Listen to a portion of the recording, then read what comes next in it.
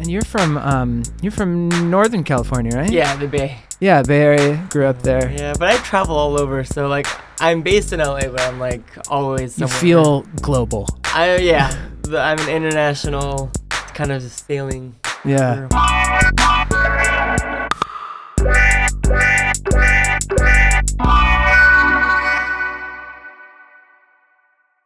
Well, here, so I actually have an intro that I wrote. Okay, perfect, I'll say the intro like an NPR interview, and then let's go. Okay, and you can tell me if this is correct or not, because I hope it is. All right, I did some we'll research. Look the whole thing that you prepared, and then if there's anything that I'm like, you can be like, that was bullshit. There's a rare kind of artist whose career feels less like a straight line and more like a conversation between where they come from, where they've been, and where they're headed. For our guest today, Kevin Wu, that conversation has always spanned two worlds. Born and raised in California, Kevin Wu built a career 6,000 miles away, helping lead K-pop's international wave as a member of UKISS. And since then, he's evolved across every medium: pop star, host, actor, Broadway performer, solo artist stepping into his own sound and story. But what makes Kevin's journey even more compelling is the way he's learned to move between cultures, between expectations, between versions of himself, not abandoning his past, but expanding upon it and bringing his fans along with him. His new single, Deja Vu, was just released as a KIT album, and feels like the latest statement in that conversation, rooted in the golden era of 2000s R&B that he grew up with, but carrying the freedom of an artist leaning into his own voice. Kevin Wu, welcome to Keeping in Touch. Wait. Give an applause for that intro. Woo! Wow, wait, I need to bring you around everywhere. I need you to introduce me to everywhere. I'll be your hype man. Yeah, I'll come out and read off of a paper. I'll have to memorize it if we're going to do that. Oh, man. But yes, that was incredible. Thank you so much for having me. Absolutely. My name is Kevin Wu. I'm excited to be here to chat about my new KIT album for my new single, Deja Vu. Yeah. They now you're on a mall tour right now, right? Yeah, very Y2K sort of like Deja effort. Vu. Like Deja Vu.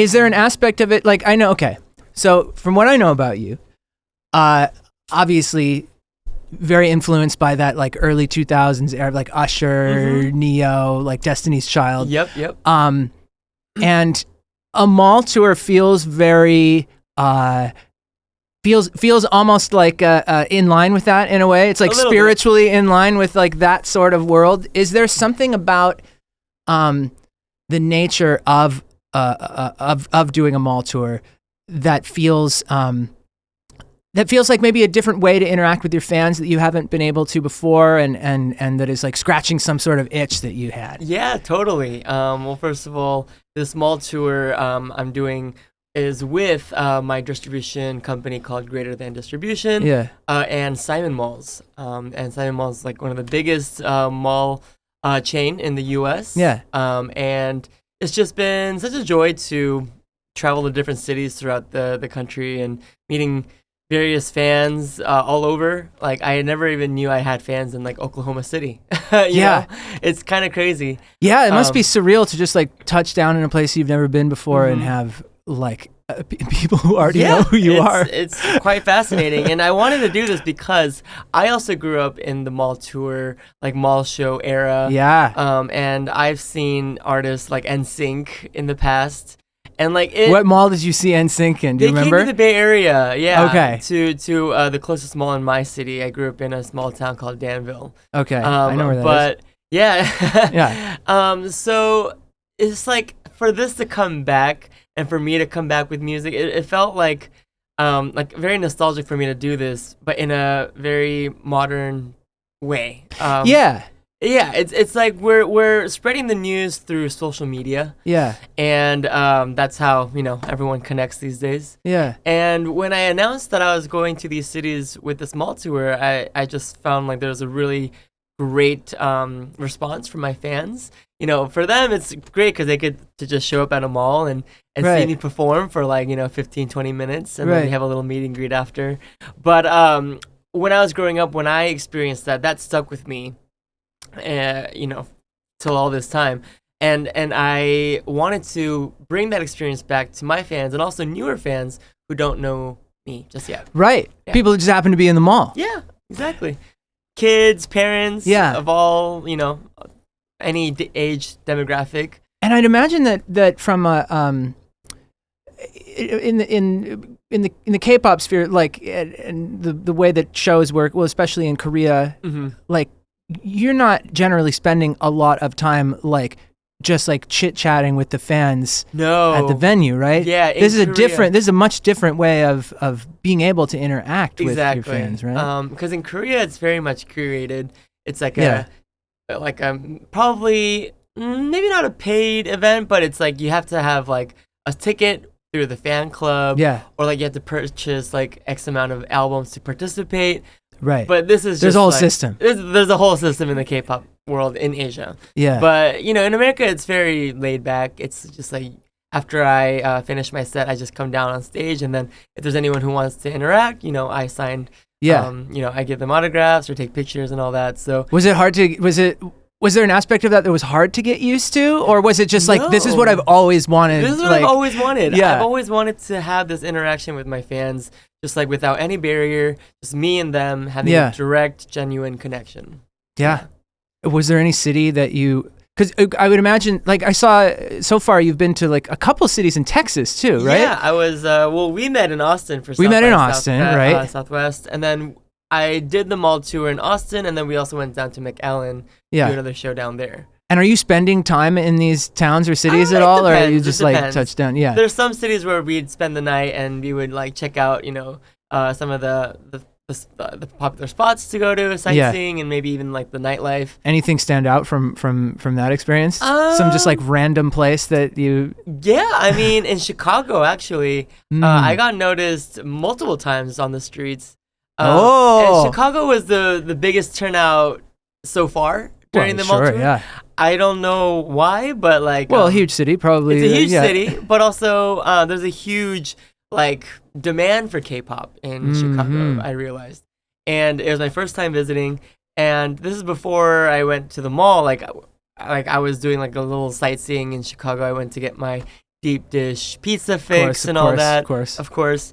And I got noticed at the pizza, place. Wow. And there was like this family who was just visiting not too far from Chicago, but they recognized me and they wanted a picture. And I was just kind of like shocked how many fans there were just like on the streets. How do you feel about I mean, I guess all like different celebrities have different relationships with being noticed. Is it still like a novelty for you, or is it still exciting? Can it be overwhelming? For me, it's still exciting. Yeah. For me, anyone who recognizes me or where I come from, I am still very, very happy to take pictures and spend some time with them. If it gets too overwhelming, that's when I have to say my goodbyes. But for the most part, it's like. One or two people at a restaurant. Yeah. Well, I remember reading in a recent interview that you did that I can't remember exactly what it was that you said, but it was something to the effect of that, like, one of the ways that you stay grounded is actually in like seeing maybe what the fans are saying, or like going on like your Instagram and interacting with fans and stuff like that. Totally, yeah. I truly have never heard anyone say that like seeing fan comments helps them stay grounded, but I guess it speaks to like the quality of your fans. I guess so, yeah. Like artist, like fan, yeah. I stayed very genuine to them, and I don't check comments like on a daily basis. I don't read every comment, but it's not like your primary source of validation. No, it's not a form of therapy, I would say. Sure. But I would say that my fan club, the Clovers, have really stuck with me since the beginning of my career, since day one, and they've been very, very loyal. And I'm very fortunate to have fans like them who have just been with me through the thick and thin. Starting from my UKISH like career to my solo career now, and when I see their comments and see how I've affected their lives, it does ground me in a sense. It gives me more inspiration and more motivation to keep on doing what I love to do. Like, what I'm doing is like impacting people. Yeah, it's like making a difference. It's affecting people.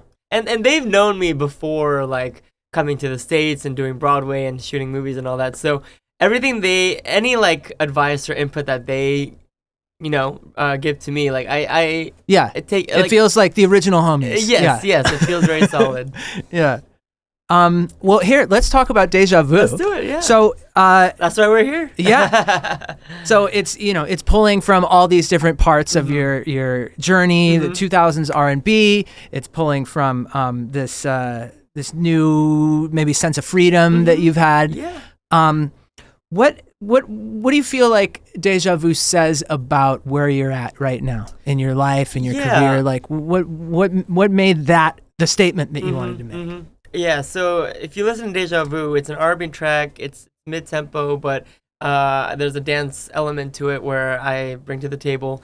My background in K-pop, a lot of it was involving like dance. So I wanted to incorporate a lot of my roots into this new era of music.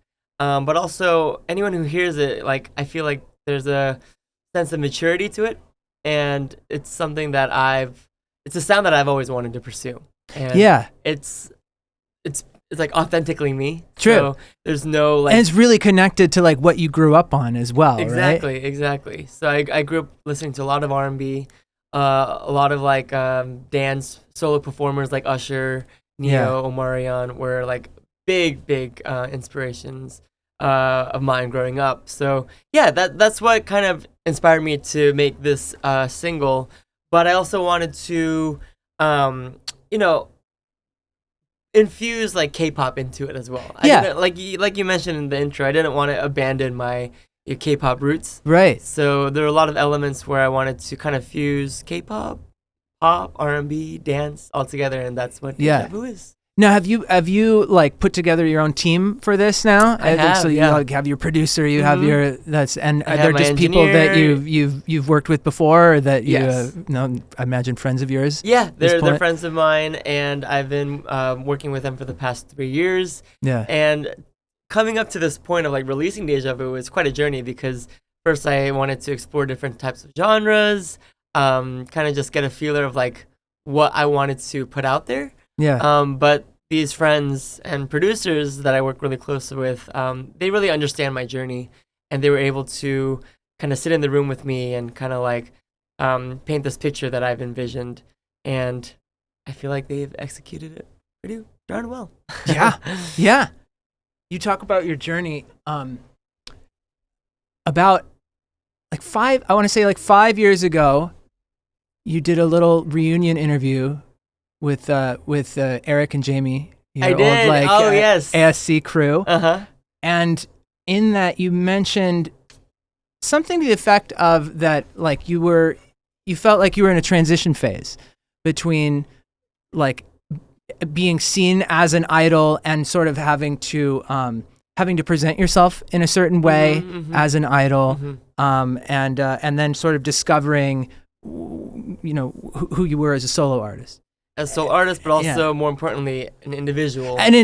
Like my identity, because most of my life and most of my career was based off of what others and how they perceived me. Yeah. I think Amber Liu has said something similar to that too. We're in that and sort of a similar journey in that like California born, like became a K-pop star, K-pop idol. Now indie again. Indie, but back home in, the States where we grew up. So it's like, for me, I have like this unique story because I'm Korean American, and I've embraced both sides of myself very, very, I guess, deeply. Yeah. And I can connect to those two identities. Like, it's like a switch. Like when I'm in Korea, when I'm speaking in Korean, I could switch that mode on. Yeah. But I was so good at that to the point where like, which one am I? Like in the core, like who am I? Yeah. So it took a while for me to discover that and kind of just navigate and explore just everything that I've had like this curiosity of. And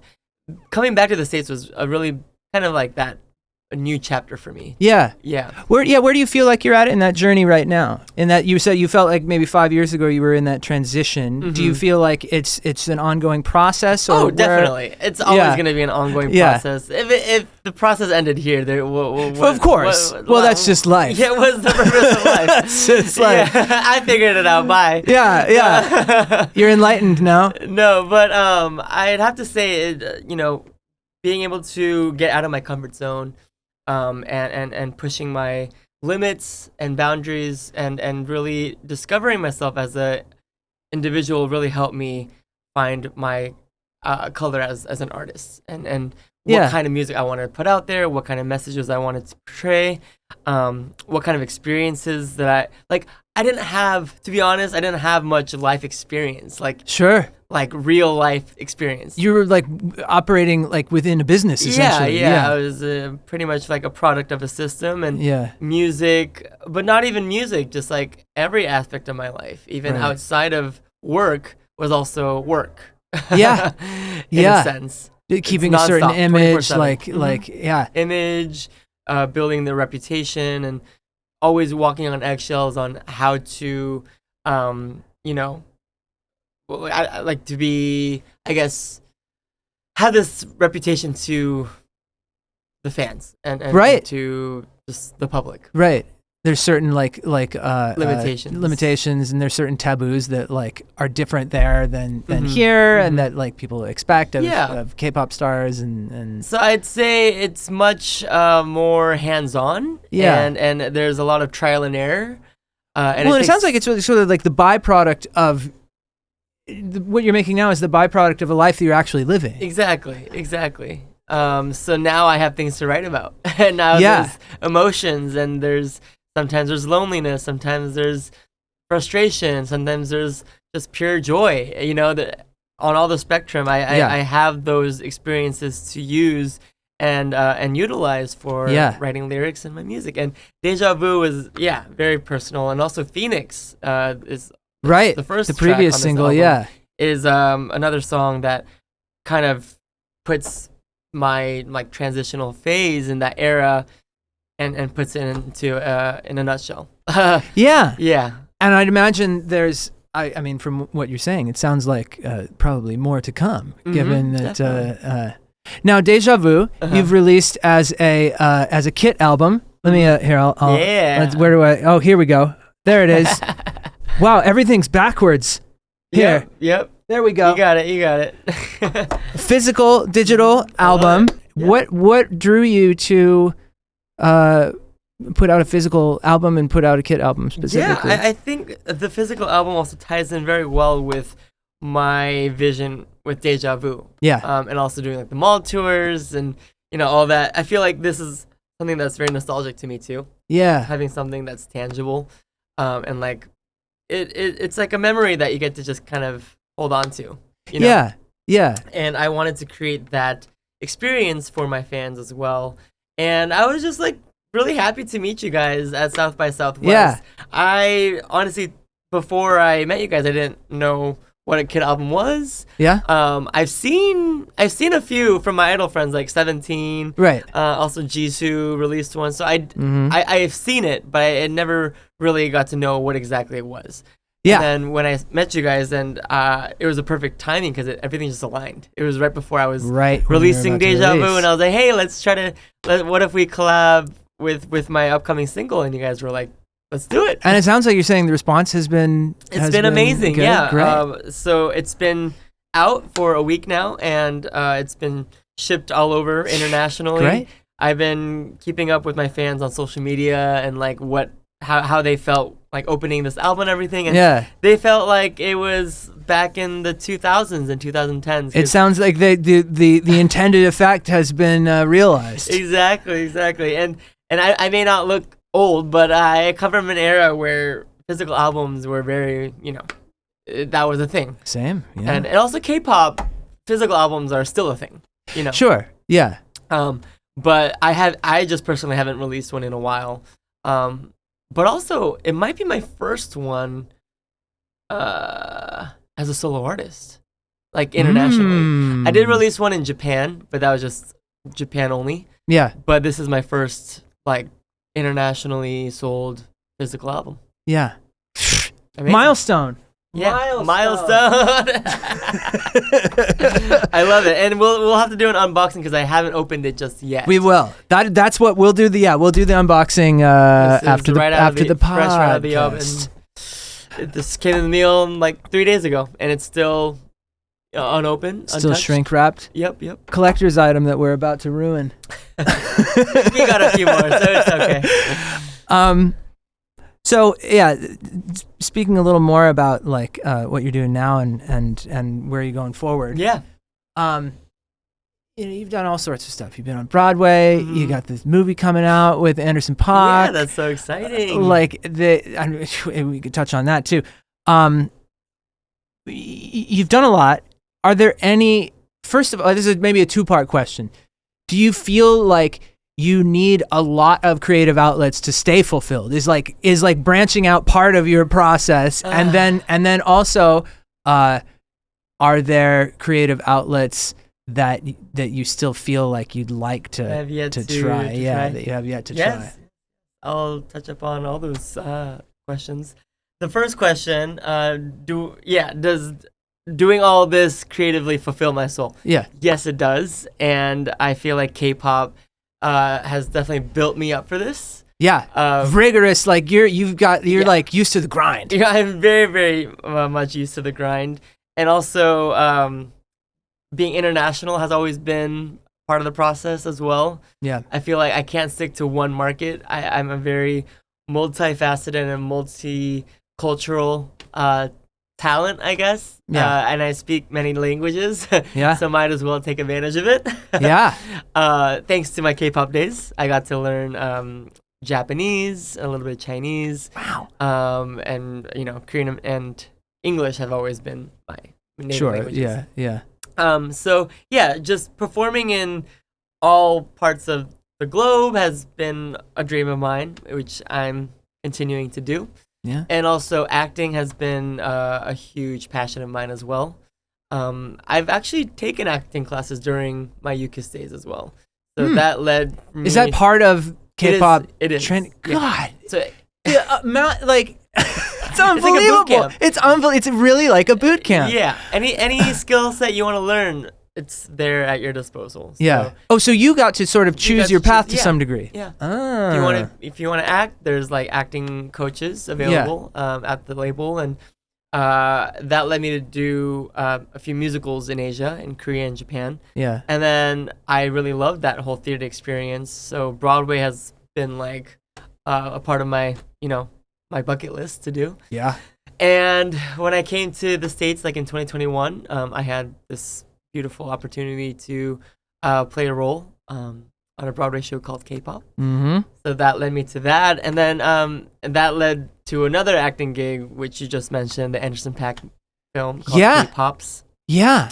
Coming out soon? Question mark? Yes. So we had our premiere in Canada at TIFF. Yeah. And then our U.S. premiere will be at Tribeca. Okay. On June 14th. And then... The response in Canada was great. Oh, yeah. Like... The energy in the room was just so electric. Like there was a standing ovation after the film ended. Yeah. It was quite the buzz at TIFF. Yeah. So now this will be our U.S. premiere at Tribeca, and then after that, I think I can't spill any more tea after that. But sure. Are you able to tell us anything about your role? Well, I guess people have already seen the movie. Yeah, people have seen the movie. So I play a K-pop star. Yeah. A very how would you say it? A narcissistic one. Oh, you're the villain. I'm the villain.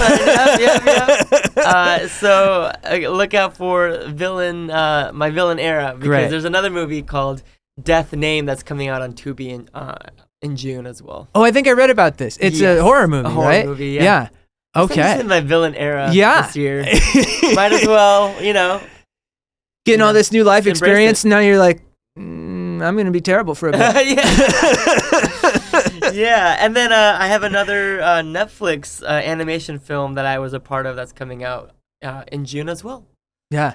A lot of things coming out in June. You're doing arguably too many things. Too many. But never too many. No, never too many. Yeah. So the Netflix one is called K-pop Demon Hunters, and it's a Sony Pictures animation film. Yeah. The same people who are behind Spider-Man, the Spider-Verse. Yeah. So phenomenal team that's behind this. Amazing cast that's a part of this as well. Your calendar must look insane. It's quite insane. It's quite insane. I'm going to Korea and Japan next week. I have a UKISS reunion type of concert fan meeting in Japan that I'm preparing for. Performance or just? It's a performance, but also like a fan meeting, so it's a little bit of both. Yeah. Full lineup reunion? Not full lineup.